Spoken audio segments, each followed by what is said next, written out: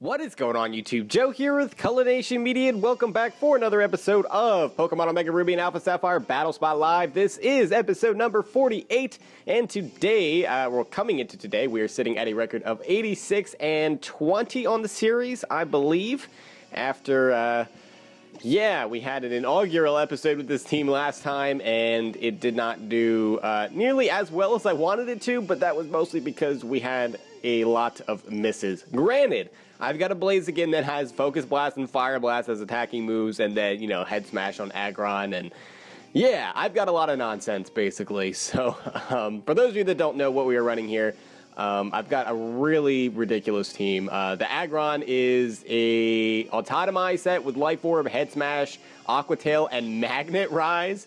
I really want to see all of that come into play. It would be fantastic if it does, as we are running into a mono bug team here. This is going to be interesting. But the Murkrow set is really cheeky. It's a Paris Trapping set, no attacking moves, completely abusing Prankster and just being an overall troll set, just because I wanted to try it. And, shiny Murkrow is pink, so there's that. Then we have Physically Defensive Chestnut, which is just there to be physically defensive, basically. I needed something that could handle Kangaskhan, and most of them don't carry Ice Punch. So, yeah, that's what Chestnut is there for. And then we have Choice Scarf Rotom Mow, which is it's a slow Scarf set. It is running in Modest Nature, of course, and then I think it just got Will-O-Wisp, Volt Switch, Thunderbolt, and a Leaf Storm, so nothing fancy there. The Blaziken is completely special. I know it's really odd to see me using an Uber Pokemon to begin with, but yeah, completely special with a Focus Sash, Hidden Power Ice, Focus Blast, Fire Blast, and Protect. It's so ridiculous, but it did put in some work last time, as it did 3-0 a team. And then last but not least, we have Bisharp, which is just some more glue for the team. It's a Sub-Swords Dance set with Lefties, Sucker Punch, and Iron Head. So that is that. Now, let's go ahead and decide what we want to bring in this battle. Now, this is a Mono Bug team, so of course, I'm going to bring Aggron because Head Smash kills everything in one hit. I think the only thing they could survive is possibly... Scizor. Scizor would definitely survive a hit. And of course, Crustle has Sturdy. So there is that. And then, Galvantula might have a Focus Sash. But I'm also going to bring Blaziken because it does take care of the Scizor. And we will bring Bisharp because if that Volcarona gets to set up, the Sucker Punch will be nice. It will do a lot of damage, so we can get some prior damage off on it. Maybe we won't get swept. And yeah, so that is the main goal. How is everybody doing today? Hopefully you guys are doing well. It feels like it's been a while since I've recorded Battle Spot, but it was just like a day ago that I recorded the last episode of this. So it really hasn't been that long. But yeah, having some fun with it. I don't know what else to say. We have Pinsir here. I'm assuming this is going to be Mega. Most people don't use regular Pinsir on Battle Spot. In fact, I don't really see Mega Pinsir either. But this is perfect because the only thing it has to hit me with is Earthquake. Actually, I have no switch-ins. All of my Pokemon are weak to Earthquake. That's kind of a problem. Now, he may switch, possibly, knowing that I might want to T-Wave him. So he might switch to something that either has a Lumberry or that doesn't care about getting paralyzed. Actually, like Galvantula. So he is actually going to withdraw. This is perfect. This is absolutely perfect. And he's going to switch in his Volcarona as I get the Autotomize off. I am running max speed and Jolly, so I do have enough speed to outpace base 130s after a boost. So, yeah, Volcarona, even if you're running max speed, there's no way you're outspeeding me unless you're Choice Scarf, and about, like, -1% of people run Choice Scarf Volcarona. So, we need to miss this Head Smash if you're going to live, because I don't think you're Focus Sash. So, nope, you're just going down. We might see an Aggron sweep, ladies and gents. He really needed to stay in and go for EQ. But I think he was thinking that if I'm Mega Aggron, there's no way Earthquake is taking me out. So he's going to put himself in a really bad position here. So Volcarona is gone. He's going to go into Heracross. I know from previous experience that this thing does not survive a Head Smash. I don't know if it's a roll, but every time I've gone up against Heracross, it gets O-Code. So, yeah. And I'm expecting this to not be Mega as... Yeah, it's not. It's the Pinsir, and that is just gone. Aggron is taking names right now. Granted, this is a mono bug team, but still, Aggron is killing things and not missing Head Smashes. What is happening? So So he's going to go into the pincer here, and again, the only way we can lose here is if I miss a head smash. So I'm going to be very cheeky. I'm going to be that guy. I'm going to predict an Earthquake. I know I outspeed this thing. I'm going to click Magnet Rise and cross my fingers that he doesn't have superpower. Please go for Earthquake. Please go for Earthquake. This is going to be so much fun if he goes for Earthquake. Do it. You know you want to. Yes! Yes! Look at Aggron just levitating over that Earthquake like he does not care. Oh, that is so satisfying. And now we fire up a head smash. Head smash, but we don't miss it anyway, so I don't think it would have mattered. But the reason I did that was to kind of, how can I say this? Take the risk out of missing a head smash. That's what I wanted to say. The rest of my team just, got demolished by Earthquake, and Blaziken could have missed an attack too, so I didn't want it to be where I miss a head smash, lose Aggron, miss a Fire Blast, lose Blaziken for that reason, because Pinsir also has quick attacks, so my speed boost, could have been for naught. So I was just ensuring the victory there, and we got to see Magnet Rise actually working. Where it works the best is against things like Hippowdon or Tyranitar that really have nothing to hit you with other than Earthquake. Of course, Hippowdon can also Whirlwind you out, but you will be able to get off an Aqua Tail or two before it can do that. So that's pretty exciting stuff. We got somebody from Mexico here, from Veracruz. All right, let's see what you have. It appears as though you have a rain team here. Politoed, Poliwrath. So Politoed is going to be the rain setter, of course, with its drizzle ability. Then we got the Swift Swim Poliwrath. Jolteon's probably going to be carrying Thunder. We have the Swift Swim Armaldo. And then Espeon and Sylveon just to kind of glue the team together, I guess. Now, I'm not really sure what that Espeon is going to be. It could be like a Calm Mind passing set. That could be pretty scary. It can also be a dual screen set to allow something like Poliwrath to set up something, possibly. It's not going to be work up, is it? That would be cool if it was. It's probably not, though. Maybe that could be Swords Dance Armaldo. That would be interesting. I don't know what that Sylveon's going to be. It could be Choice Specs. It could be defensive. I mean, looking at his team, I would have to say probably defensive because he has no defensive Mons. They're all meant to abuse the rain, really. So I'm going to lead off with Rotom because he doesn't really have anything to handle it. I can just click Leaf Storm freely, pretty much, and it should 2-hit KO everything on his team. Even Sylveon, unless it's specially defensive. I'm going to bring Bisharp too, because that will handle the Espeon, which could be a problem, and Chestnut should be able to take those water-type attacks relatively well. And it should definitely be able to handle the Armaldo, which otherwise might be an issue. So that is the plan. That is the plan indeed. I'm so excited that Aggron just 3-0'd a team. I don't care that it's a Monobug team, or it was a Monobug team, past tense. Well, no, I guess it still is a Monobug team. It doesn't lose its status as Monobug because I beat it with an Aggron. That would be interesting. What am I talking about? Does anybody know? I make no sense. Why do you people listen to this? Why do you listen to me carry on about random things?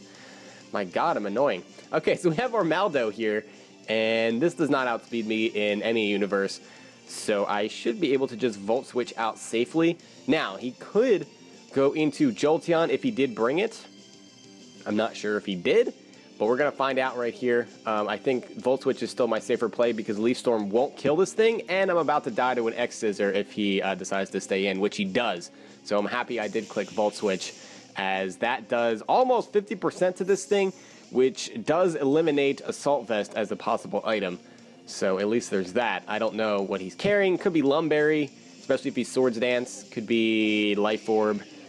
I don't really know, but he is going to go for the knockoff. That's interesting. I guess he expected me to Volt Switch there, which, to be fair, is, a pretty reasonable assumption. He's going to get rid of our Rocky Helmet, but take some more recoil damage there. And that should put him within range of Drain Punch, possibly killing. Possibly. Actually, if he's Rocky Helmet, he could be defensive. Or a bulkier spread. And he's going to actually pull out the Cross Poison, which is super effective. Let's see how much this Drain Punch is going to do. And it is enough to take him out, but we do get a critical hit that very well could have mattered if that was a bulkier spread. with quite a bit of HP investment or something, then yeah, that definitely mattered, because this is defensive Chestnut. But either way, the Armaldo is going down. It's a bit unfortunate because he could have gotten off some more damage on Chestnut, but now he's going to have to go out into his Poliwrath. If this is special and has Ice Beam, that could be a problem. That could definitely be a problem. But I still have Scarfed Rotom, which should be able to handle it. So I'm not too worried here. Most of these are physical anyway. I'm just going to Leech Seed it. And he is going to go for the Ice Punch. Alrighty, that doesn't do that much. That did about 30%. And he is going to show off the Life Orb. Alright. So we should be able to alternate Leech Seeding. Well, we Leech Seed this turn. Then we can Spiky Shield / Drain Punch.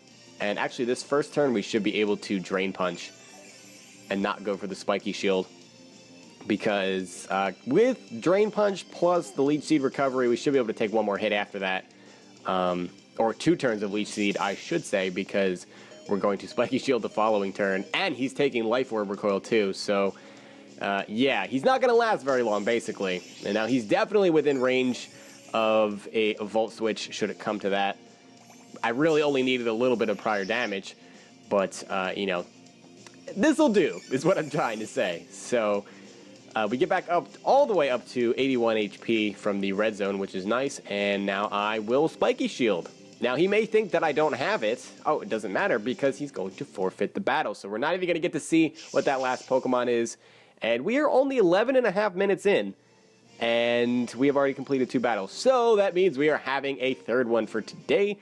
What is our record now? 88 and 20, right? Yes, we haven't lost yet today. We lost twice last time, if I'm remembering correctly. Anyway, let's go ahead and search for another battle here, and I'll choose Music 5, because why not? Why not? I really want Murkrow to do something. It was doing so well when I was testing this team. Like, it was one of the only members of the team that actually did anything. And it got critted out the wazoo in the last episode, and we haven't brought it again since. So, I don't know, I kind of feel like it's bad juju or something. So this is a pretty interesting team. Really cool to see the Miss Drevis there. I really hope that's not a stupid set with like Swagger or something, but still cool to see it. Then we see Espeon, Umbreon, Scizor, Azumarill, and Ampharos. This looks like a, I don't know, like a gold and silver playthrough team or something. Go Johto. It's like nostalgia. I mean, Miss Drevis is 2nd gen, right? Yeah, it's 2nd gen. I don't know why I even second-guessed myself. I played so much 2nd gen, it's not even funny. Or maybe it is funny, because that means I had no life at the time when the game was relatively new. But that was my life. That was my life, and I'm not afraid to admit it. So I'm going to bring Aggron here because it poops on a lot of things. He has no switch-ins to a Head Smash. Azumarill could still be a problem, but they tend to like to Belly Drum on Aggron, or just switch out altogether. And if it switches out, I get a free Head Smash on something, and something basically dies. So I'm going to bring Murkrow as well, because that will be the easiest way for me to take down the Umbreon, to be completely honest, and I should be able to take down Scizor too, especially because I've seen a lot of them that don't carry knockoff, so it won't be able to remove my Eviolite if it doesn't have it, although they do carry Superpower, and especially on Battle Spot because Heatran is a thing, so that could be a problem for when I'm roosting, but we shall see. And then I'll bring Bladeskin because it does handle the Scizor, and it should be able to two-hit KO the Umbreon as well, although we will have to hit a couple of Focus Blasts, which kind of scares me, to be honest. But we will see what happens here. Yes. Oh, Roman is online. Please bless the team with all of the you know, good fortune, good hacks, all that stuff. All that stuff that you hacks gods are into. Alright, so we have Umbreon leading off here against Aggron, and that means that there's really no reason for me to autotomize. Now, he's not going to Toxic. I kind of want to go into Murkrow, because he may stay in to try to Toxic me or something, which would be fantastic. So I hope he, like, wishes and then follows it up with a Toxic, because then I can trap him with Mean Look, and then this thing will be dead. And then I should have free reign to just kill everything on his team, and it'll be a good time. So he's going to go for Foul Play. That's not going to do too much because I am bold with... I don't know if I have 0 IVs on this Murkrow. I don't remember if this was part of a batch that had that I was breeding for 0 IVs. It may have been, but I don't know if I actually got the 0 IVs because I just took the shiny that I got because I wanted to use shiny Murkrow. Do you blame me? It's pink. It's gorgeous. It's just everything that I love about crows. So he does unfortunately switch into Espeon, I guess predicting a taunt. I guess I should have seen that coming. And he bounces back the mean look, which actually really, really stinks. So what I'm going to do is Parasong here to try to get him to switch out or just sacrifice his Espeon. Hopefully he doesn't have Dazzling Gleam. He's going to trick me, actually. Okay, so what are we getting here? We are getting a Choice Scarf. Okay, so we're going to have to be locked into a move. And we can't switch. We can't taunt this thing, obviously, because of the Magic Bounce. That is kind of a problem. I mean, I could just spam Parasong at this point in case he does want to switch. So we can catch whatever switches in and, you know, make it perish in 3 turns. And then we'll be free to switch out our own Murkrow here. Roost doesn't seem like it makes a lot of sense, especially with Prankster. We would go first, and he is going to stay in because he does have the Dazzling Gleam. And that's just going to OHKO me without my Eviolite, which should be expected. So poor Murkrow goes down. It's unfortunate that he did have the Magic Bounce there and I couldn't switch. Hopefully Murkrow does something in the next episode. I really want to see it just Perish Trap one thing. Like, on recording. It's been so successful off of the recordings. Oh, it's just bad luck, I guess. I'm going to go into Aggron here because I don't think he'll have anything to hit me with. He's got Trick, some Psychic type move, Dazzling Gleam, and then HP Fire maybe. If I'm lucky, he'll stay in and go for HP Fire here, predicting me to want to Mega Evolve, which I'm not going to do. I mean, it'll still do a decent chunk, but I should be able to Autotomize and then outspeed it the following turn. Or I could just go for Head Smash, predicting him to switch. He might switch. I'm going to Head Smash. No, he is going to stay in and go for Hidden Power Fire. Please don't be fighting. Okay, that's not super effective. Didn't do that much, and we are going to get a Head Smash off here. I don't expect Espeon to be able to take that, so that's just an OHKO. Get out of here. Get out of here. Unless you're quite bulky or you resist Head Smash, you're not taking it. You are not taking it. Aggron is stupid powerful when it hits, and somehow today it has not missed a Head Smash yet. And now that I said that, it'll miss the next time I try to attack. So we have Umbreon coming back out here. It's not looking too great for me because Foul Play actually might just kill me from there. So I probably should go for Head Smash to get off as much damage as possible before that happens. And we hit another Head Smash. And that does an obscene amount of damage for a neutral hit on an Umbreon. We get hurt by the Rocky Helmet. He is going to fire off a Wish, and I'm assuming Protect is coming here. He's got to Protect. I could take advantage of this and switch out into Blaziken and preserve Aggron because I don't know what that last Pokemon is yet. So that could come in handy. Have to see. But into Blaziken we go. He has to go for Protect. There's no way he's foul playing. Yeah, he's going to Protect, and that's going to fail. He does get his Wish back, which is unfortunate, and there's no way I can OHKO him from there with a Focus Blast, but I can get a lot of damage off. So he may stay in and try to Protect anyway to see if I'm going to try to high Jump Kick so he can get a cheap 50% off on me, but I don't have the high Jump Kick. So you can go for it if you want to, but all you're doing is delaying the inevitable, which is me missing a Focus Blast the turn after. So I don't know why you would do that. Even though I just explained why you would do that. He does go for Protect, as expected. And so our Focus Blast is not going to do anything this time. You're safe for now, Umbreon, but you're not safe forever. Because now I'm going to miss a Focus Blast right in front of you. And you're going to feel bad. You're going to feel so bad. Yes. Yes. I still don't know what that other Pokemon is, too. It's kind of scaring me. I don't like that I don't know what his last Pokemon is. Why don't you just switch it out? Switch it out onto this Focus Blast. I'm actually tempted to go for Fire Blast in case he has something that resists it. But what did he have? Did he have anything that would take neutral damage from Fire Blast but not Focus Blast? I don't know. Anyway, he's just going to leave it in. And that does a huge amount of damage. Holy crap. That did like 85% to an Umbreon. But he is Rocky Helmet, so it's possible that he's physically defensive. Wow, so if he's physically defensive, I mean, either way, something was impressive because he took that head smash, but not super well. That still did a lot to an Umbreon. And that Focus Blast did a ridiculous amount of damage, too. So somebody is impressive here. I just don't know who it is. Or nobody's impressive, and it's just mixed defenses Umbreon. Yeah, so he's probably going to protect here. He's probably going to protect. What are the chances? Do I just stay in and click Focus Blast? I mean, I could click Fire Blast because it has better accuracy. That might be my best bet, actually. Yeah, I'm going to click Fire Blast. He is going to protect because that is the classic way of the Umbreon. Click Toxic, click Protect, click Wish, click Protect again, repeat. That is the way of the Umbreon. I don't like running it like that. I mean, I don't like running Toxic on my Umbreon at all.